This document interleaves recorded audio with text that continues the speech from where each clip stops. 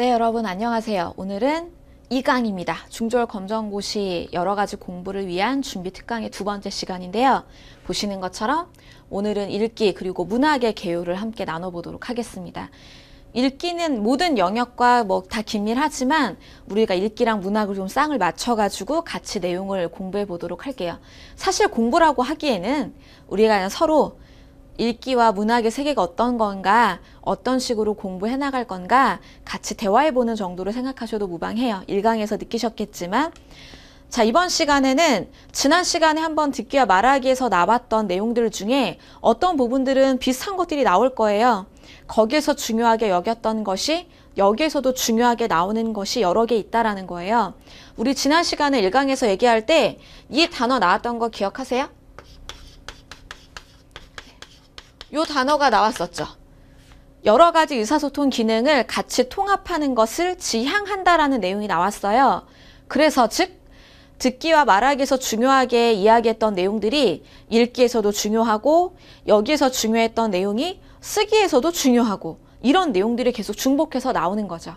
이번 시간에 지난 시간에 나왔던 거에서 중복되는 것들은 조금 간단하게 이야기를 하고 읽기에서 중요하게 특수하게 또 다뤄지는 새로운 내용들이 있다면 그 내용들은 조금 더 구체적으로 설명을 하면서 우리가 대화를 좀 나눠보도록 할게요. 대화한다고 생각하고 여러분도 중간중간에 대답도 하고 저한테 물어보시고 그럼 제가 텔레파시를 받으면 여러분이 원하는 어떤 답을 하고 있을 거예요.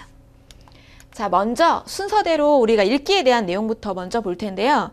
읽기의 개요 중에서 일반적인 기준에 대해서 한번 알아보도록 할게요. 읽기에서는 어떤 교육 과정의 목표를 원하는가? 이 부분인데 학습자들이 일상생활, 학습, 진로, 일상생활까지는 듣기 말하기랑 비슷한데 다른 내용들이 나왔어요.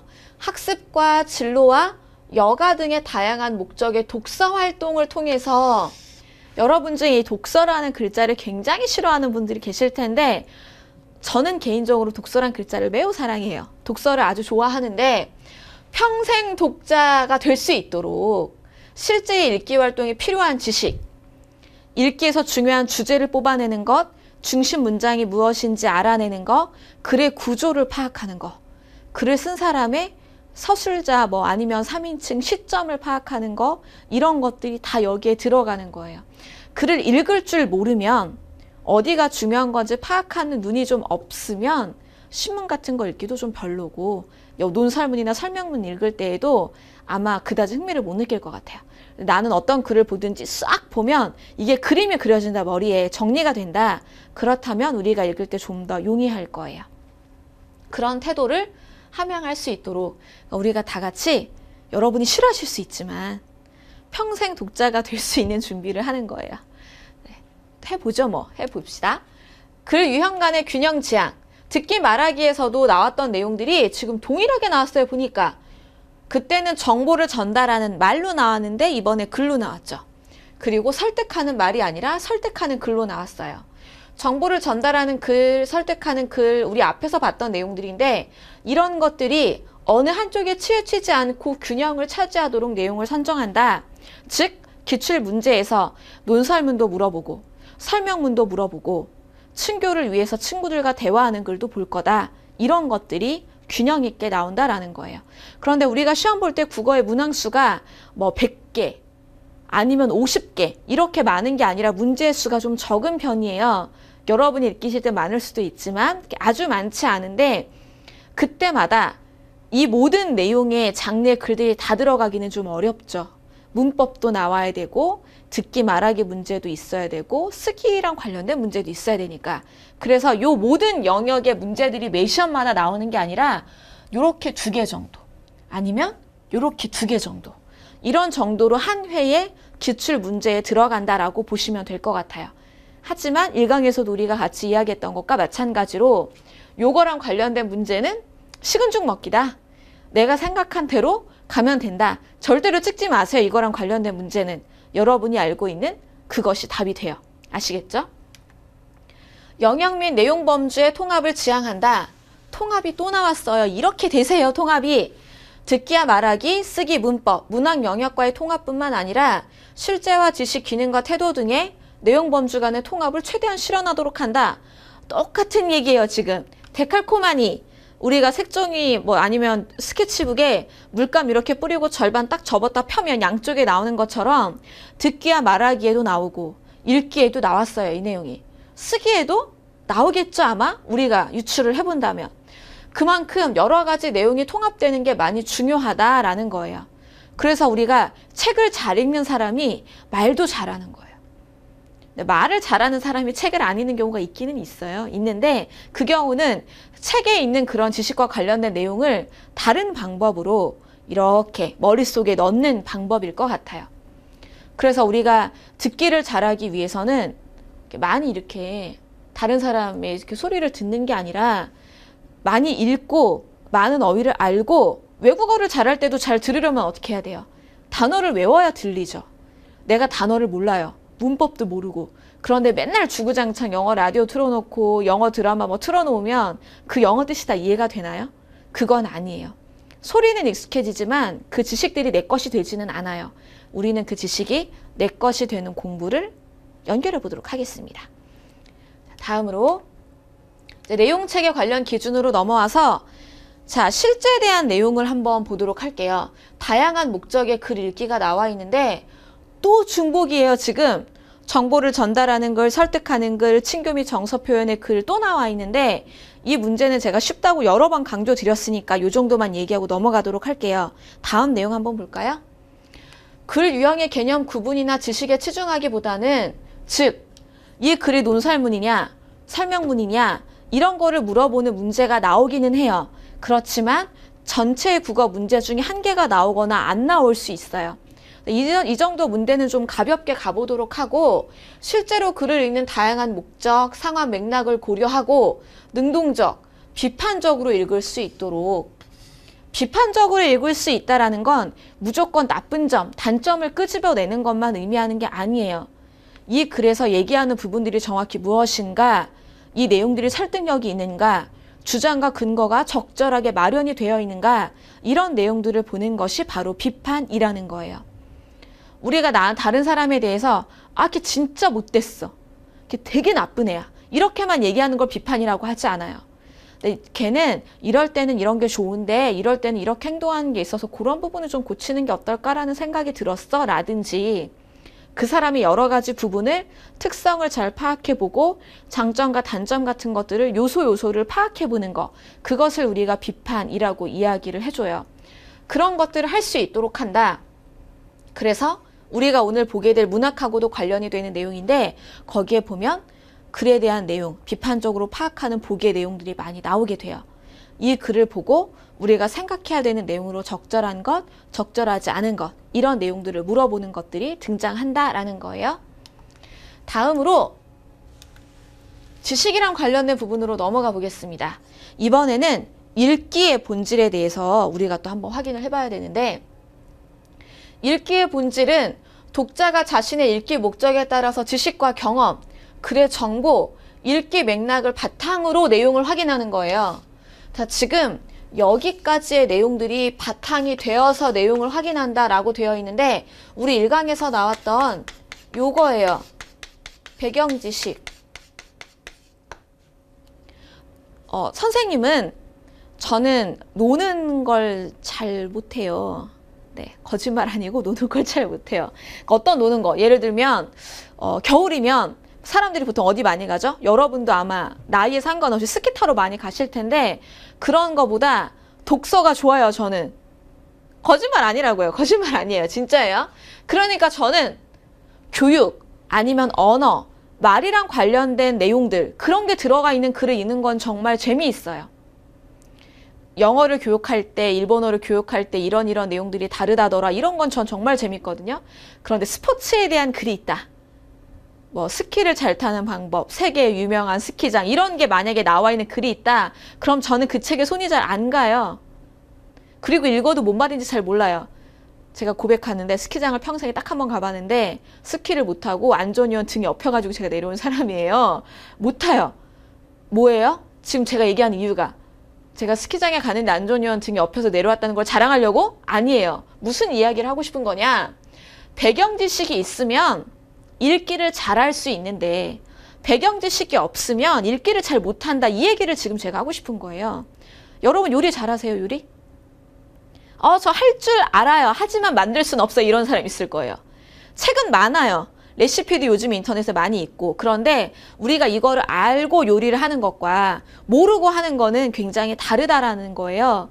그래서 지금 이런 내용들을 바탕으로 우리가 봐야 되기 때문에 지식과 경험에 대한 거, 글의 정보, 읽기 맥락을 잘 파악할 수 있고 배경 지식을 키워주는 내용들도 같이 공부하는 거예요. 그렇기 때문에 비문학, 문학, 여기에 나와 있는 시, 소설, 수필, 희곡, 그리고 건의하는 글, 설명문, 논설문 이런 다양한 글들을 우리가 교과서를 통해서 공부하는 거예요. 왜냐하면 그런 내용들을 바탕으로 내용들을 확인하고 추론하고 평가할 수 있죠. 저는 언어를 가르치고 교육하는 게 직업이고 제가 좋아하는 거기 때문에 교육이나 언어랑 관련된 책이나 글을 읽어보고 추론하고 평가하는 건 정말 잘할 수 있어요. 그런데 기계에 대한 내용, 운동에 대한 내용 이런 게 만약에 나온다 그러면 저는 추론하고 평가할 자신이 별로 없어요. 그래서 이런 것들을 우리가 여러 가지 영역을 균형 있게 잘 추론하고 평가할 수 있도록 능력을 조금 키워보자. 이런 것들 때문에 우리가 이론 내용도 나중에 공부를 하게 될 겁니다. 읽기의 특성은 읽기 과정에서 자신의 생각, 또 삶의 경험 이런 것과 관련지어서 다양한 질문을 만들어요. 이런 거를 제가 한번 상황 예를 들어볼게요. 여러분이 친구 집에 갔어요. 친구 집에 갔는데 친구 엄마가 그 치킨을 사주신 거예요. 친구랑 친구 어머니, 아버지랑 이렇게 같이 치킨을 먹고 있어요. 그런데 여러분은 이게 1번, 2번 보기가 이제 여러 개 나올 수 있는데 뼈까지 씹어먹는 사람도 있을 수 있어요. 가끔. 그런데 선생님 집의 경우에는 이제 뼈를 먹으면 그냥 국그릇 같은 데다가 이렇게 뼈를 모아가지고 그걸 나중에 버려요. 그런데 어떤 집은 이렇게 뼈를 먹고 이 뼈가 이렇게 올라와 있는 게 배기 싫으니까 이렇게 휴지로 싹 먹고 이렇게 덮어놓는 집이 있을 수 있어요. 있을 수 있는데 제가 친구 집에 놀러 갔는데 제가 뼈를 먹고 그냥 옆에다 이렇게 놔뒀어요. 닭고기 뼈를. 닭뼈를. 근데 친구가 날 자꾸 쿡쿡 찔러요. 야, 그거 그대로 올려놓으면 어떡해. 먹은 거 보이기 더럽잖아. 이렇게 얘기할 수 있어요. 그 친구는 질문이 생겨요. 왜? 자기 집의 배경 지식과 저의 배경 지식이 다른 거예요. 지금 상황이. 닭고기 하나를 먹을 때에도 문화가 다르다 이거예요. 지금. 어떤 집은 삼겹살 먹을 때 밥을 같이 먹고 어떤 집은 고기를 먹은 다음에 밥을 먹는단 말이에요. 그러면 저는 고기랑 밥을 같이 먹어요. 그러면 친구 집에 갔을 때 친구 엄마가 나한테 고기를 주고 밥을 안 준다. 그럼 이제 야, 니네 엄마는 고기랑 밥 같이 안 줘? 이렇게 물어볼 수 있는 거예요. 다양한 질문이 생겨요. 배경 지식이 다르게 되면 우리가 여러 가지가 궁금하고 알고 싶고 물어보게 되는 거예요. 그래서 이런 질문들을 생성해요. 소설에 대해서 이 사람은 왜 이런 생각을 하지? 왜 여기에 갔지? 이 사람은 시에 나온 주인공은 왜 슬프지? 이런 것들을 우리가 질문을 던져보는 거예요. 글의 의미를 해석해요. 궁금하지 않으면 이런 거 다 안 해요. 그쵸? 안 궁금하면 왜 물어봐요? 안 궁금해. 이렇게 되는 거예요. 안 물어봤는데. 이렇게 되는 거예요. 우리가 억지로 좀 이번에 공부하면서 질문을 만들어 볼 거예요. 같이 만들어 볼게요. 제가 질문하면 여러분이 대답하셔야 돼요. 나중에 기출문제 풀이할 때. 자, 그 다음에 이번에는 글의 유형이랑 관련된 내용. 정보를 전달하는 글에서의 설명하는 방식. 단순하게 그냥 나열하는 것인가? 아니면 다른 방법으로 접근하는 건가? 이런 내용들도 우리가 한번 봐야 되겠죠? 그리고 독해 능력을 향상시킬 수 있도록 해야 되겠다. 또 친교 및 정서를 표현하는 글에서는 다양한 하위 종류의 글들이 있어요. 편지도 있고 초대하는 글도 있고 여러 가지. 이런 글들의 특성을 드러내는 구조, 표현 방식을 알아야 하는데 요거하고 비교하면 이쪽이 출제 빈도가 훨씬 높아요. 여러분이 초점을 맞추실 때는 동그라미 1번 쪽으로 공부를 많이 하시면 좋아요. 자, 그래서 1번 쪽으로 초점을 맞춰서 우리가 기출문제 풀이도 조금 많이 풀어볼 거예요. 2번은 5초 안에 풀 수 있는 문제. 끝. 공부 안 해도 됨. 이렇게 정리할 수 있어요. 3번. 글의 유형을 개념적으로 이해하는 데 초점을 두기보다는 글의 유형에 따른 효과적인 의미 구성. 누군가를 설득하려고 해요. 자, 우리가 쉽게 누군가한테 돈을 한 5만 원만 빌려야 돼요. 지금 긴급하게. 그럼 우리 보통 뭐 해요? 밑밥을 깔아요. 나 지금 무슨 일이 있어가지고 급한데 돈 좀 빌려줄 수 있어? 이렇게 밑에다가 뭔가 근거를 넣어주고 그 다음에 내가 원하는 바를 이야기하죠. 그런 식의 의미 구성 방법 그리고 글을 독해하는 방법에 대해서 같이 학습을 해보도록 하겠습니다. 글의 유형과 관련된 건 이런 건데 이 부분이 가장 중요하다 기억하시면 돼요. 자, 그 다음에 읽기와 맥락, 듣기와 말하기에서도 맥락 중요하다고 이야기했었는데 맥락에 대한 좀 구체적인 내용이 나왔어요. 상황 맥락, 시간과 공간, 주제, 목적 등과 사회 문화적인 맥락, 역사적인 것, 가치관, 소통 배경 이런 것들로 구분해 볼 수 있는데 읽기의 맥락은 글 자체에도 들어가 있고 독자가 글을 읽는 맥락, 즉 이 글을 쓴 사람의 생각과 이 글을 읽는 사람의 생각이 양쪽이 다가와서 만나는 거예요. 그런데 이게 두 가지가 다르다. 그러면 이제 충돌과 문제가 생기고 이 오해를 풀기 위한 작업이 필요한 거예요. 저자가 쓴 글을 내가 제대로 이해하지 못했다. 그럼 저자의 사회적인 배경, 이 사람이 살았던 시대에 대한 내용 같은 걸 볼 수 있죠. 그래서 우리가 신화 문학 작품을 나중에 해석하고 문제를 풀 때 그냥 표면적인 내용이 아니라 그 시대의 역사적인 배경도 함께 알아보게 될 거예요. 이런 이유 때문에 그게 필요한 거예요. 그래서 글 자체의 맥락을 중심으로 독자의 맥락도 고려해서 글을 읽도록 한다. 읽기와 맥락의 관계, 읽기에 관여하는 맥락의 기능, 특징을 개념적으로 이해하는 것보다는 실제적으로 글을 많이 읽어나가면서 독해 능력을 신장하는 데 도움이 되도록 한다. 그러므로 문학이나 비문학에 대한 걸 물어볼 때 단순하게 빈칸에 맞는 단어를 넣는 문제보다는 중심 내용, 화자의 생각, 이 글을 읽고 우리가 해야 되는 행동에 적절한 거 이런 식의 유형의 문제가 더 많이 나올 수 있는 거예요. 그리고 기능, 자 보면 낱말 및 문장의 이해, 이 부분은 문법하고도 연결이 되는 내용들인데 낱말과 문장의 이해가 읽기에서 매우 기본적이에요. 단어 모르고 뜻 모르는데 글을 어떻게 읽을 수 있겠어요? 이런데 문법의 영역과 관련되도록 하는데 너무 미시적인 거, 요거는 아주 작은 거라고 보면 돼요. 너무 작고 하나하나를 물어보는 부분에 대해서 물어보는 게 아니라 이건 이제 문법 문제에서 물어봐요. 아주 작은 거 하나하나. 여기 빈칸에 띄어쓰기 적절한 거, 조사로 들어가기에 좋은 거 이런 거는 문법에서 나오는 거고 읽기 영역과 관련된 문제에서는 이런 거는 좀 패스를 하는 거고 주로 요걸 물어보는 문제만 나온다고 보면 돼요. 접속부사. 접속부사라는 단어가 여러분에게 좀 낯설 수 있는데 영어에서 나오는 접속사 있죠. 여러분이 한국어에도 아마 따라서 그래서 그런 대로 접속사라고 알고 있는 친구들이 몇 명 있을 수 있는데 한국어의 정확한 명칭은 접속부사라고 이야기를 해야 되거든요. 그거를 넣는 문제 정도만 읽기랑 관련해서 나오고 있어요. 그러니까 따라서 그런데 그렇지만 이것만 넣어주면 이 동그라미 1번은 해결이에요. 자, 2번. 낱말에 대해서는 개별적인 이해를 넘어서 양적, 질적으로 어휘력을 향상시킬 수 있도록 한다. 글에 나와 있는 여러 가지 단어들을 많이 학습하고 알 수 있어야 된다라는 내용을 얘기하고 있는 거죠. 자, 다음으로 내용 확인. 읽기 목적에 따라 주어진 내용을 확인하자. 너무 간단한 내용이니까 넘어갈게요. 뒤에 우리 문학도 봐야 되고 조금 어려운 내용들도 뒤에 나올 거예요. 자, 추론. 독자의 배경 지식 경험을 활용한다. 앞에 여러 번 나왔던 내용이네요. 예측도 하고 스스로 묻고 답도 하고 정보를 정교화해요. 우리가 알고 있던 정보를 조금 더 구체적으로 파헤치는 거라고 보면 되겠죠. 이런 활동들도 읽기랑 관련해서 할 수가 있겠다. 다음으로는 평가와 감상. 내용도 확인하고 추론도 하고 평가도 하고 문학이 들어가면서 감상도 해요. 고학년으로 갈수록 능동적인 해석 평가, 주체적인 반응에 대한 비중이 높아지도록 선정한다. 그렇다면 중졸 검정고시 또 고졸 검정고시에 이런 내용들이 어려운 문제로 들어갈 수 있다. 글에 대한 감정, 태도 이런 것들을 유추하는 문제들도 나올 수 있다라는 거죠. 감상이니까.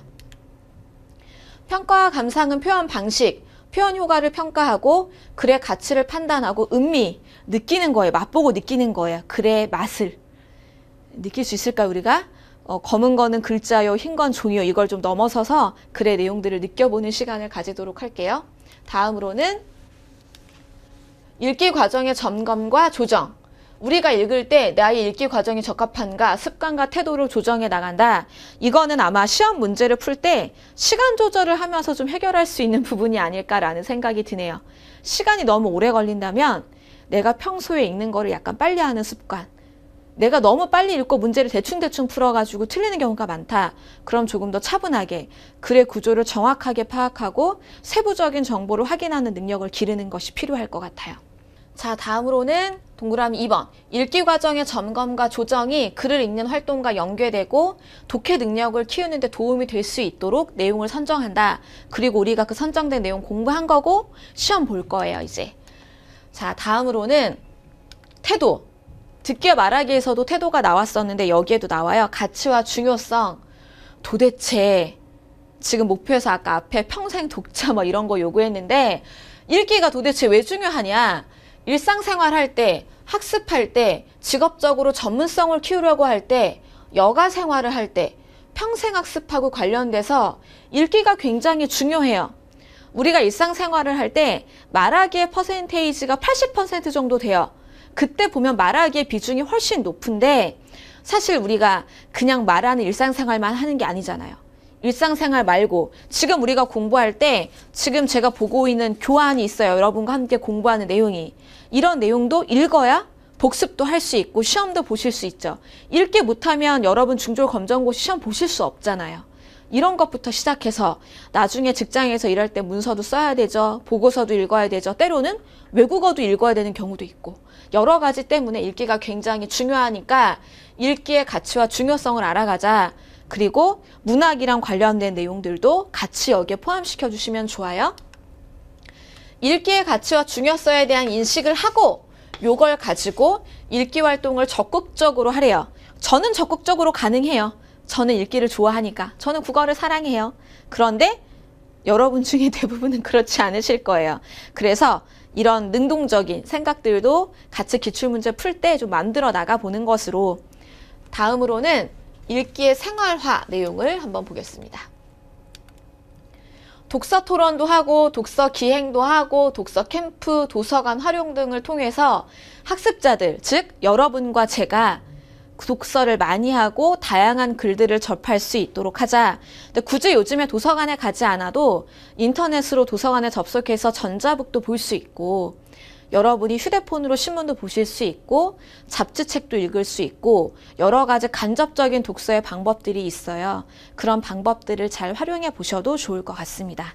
자, 그래서 읽기와 관련된 내용은 여기까지 살펴봤어요.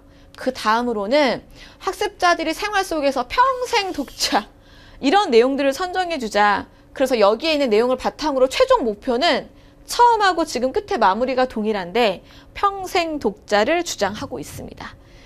자, 여기까지 평생 독자가 되는 게 읽기의 목표였고 이제 우리가 2강의 제목에 나와 있는 것처럼 문학 부분을 살펴봐야 되는데 문학은 여러분 지금 교환으로 보시는 것처럼 뭐 중간에 띄어쓰기 빼면 한 2페이지가 조금 안 되는 뭐 그렇게 많지 않은 분량이에요.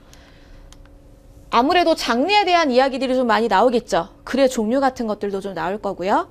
문학의 개요, 문학의 2009년 교육 개정의 내용에는 어떤 목표들이 있는가 이걸 한번 볼게요. 문학 영역의 내용은 문학의 다양한 특성에 대한 이해를 바탕으로 작품을 해석하는 것, 평가하는 것, 일상적인 삶을 작품으로 표현하는 능력을 기른다 이렇게 되어 있는데 이거는 우리가 교과서를 배우는 수업 시간에는 많이 할 수 있지만 실제 시험 때 문학 작품을 쓰고 편지를 쓰고 이런 건 안 하니까 이걸 간접적으로 문제 안에서 답을 찾는 방법으로 해결을 하고 있죠. 중졸 검정고시 시험에서는. 다음으로 갈래 간의 균형을 지향한다. 시, 소설, 극, 그리고 수필, 비평 여러 가지 영역이 치우치지 않도록 한다.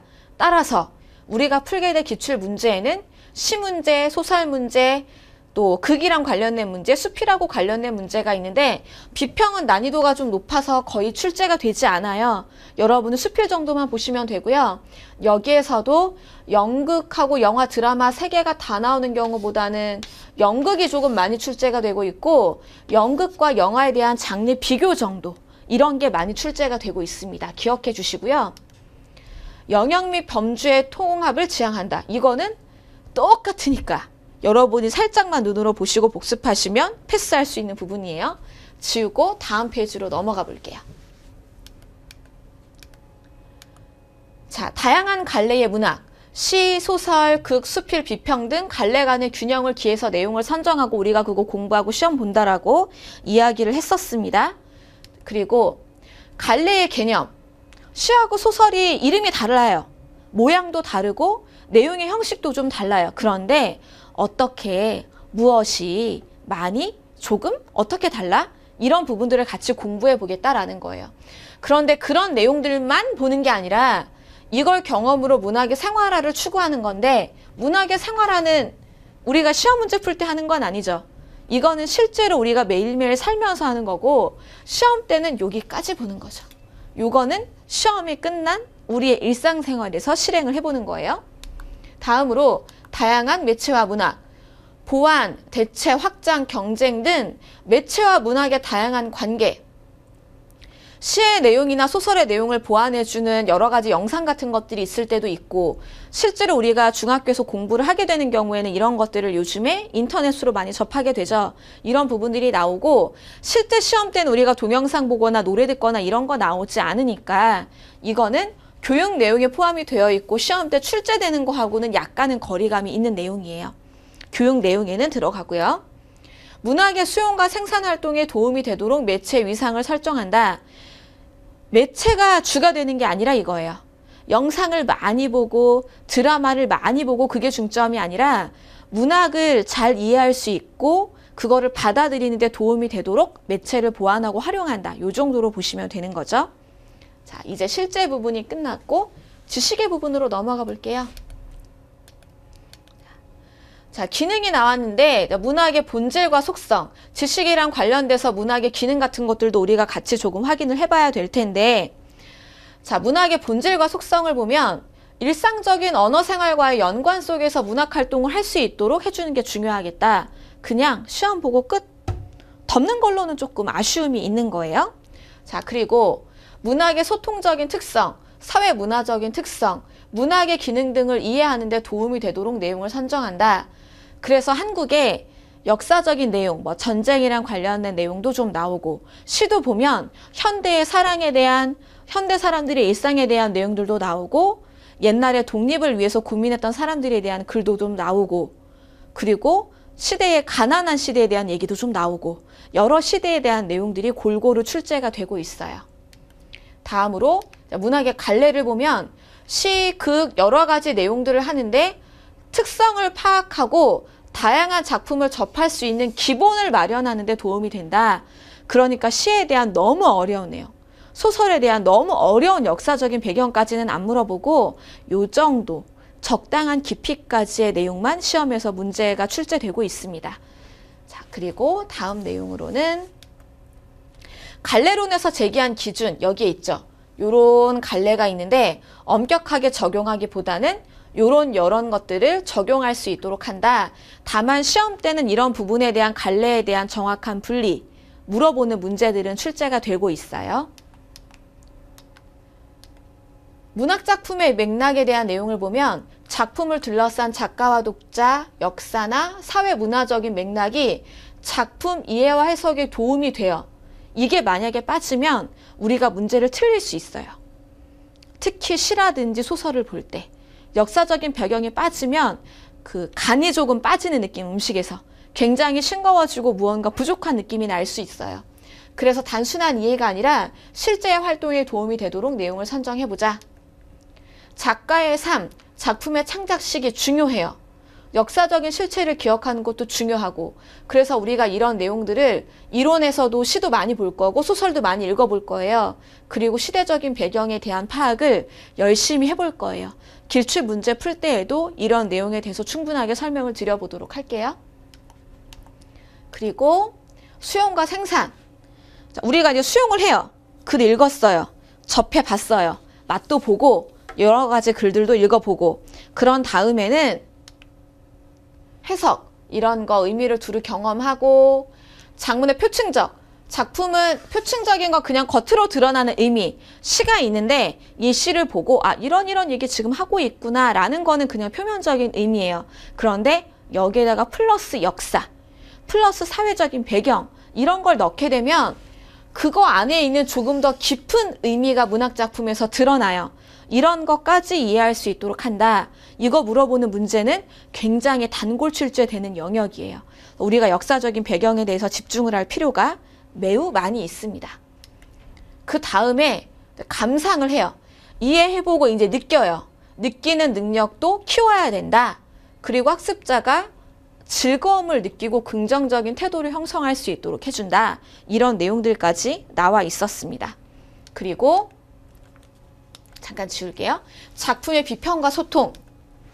학습자가 작가의 의도를 파악하는 수준을 넘어서 능동적으로 접근하고 비평할 수 있도록 요모조모 뜯어보는 거예요.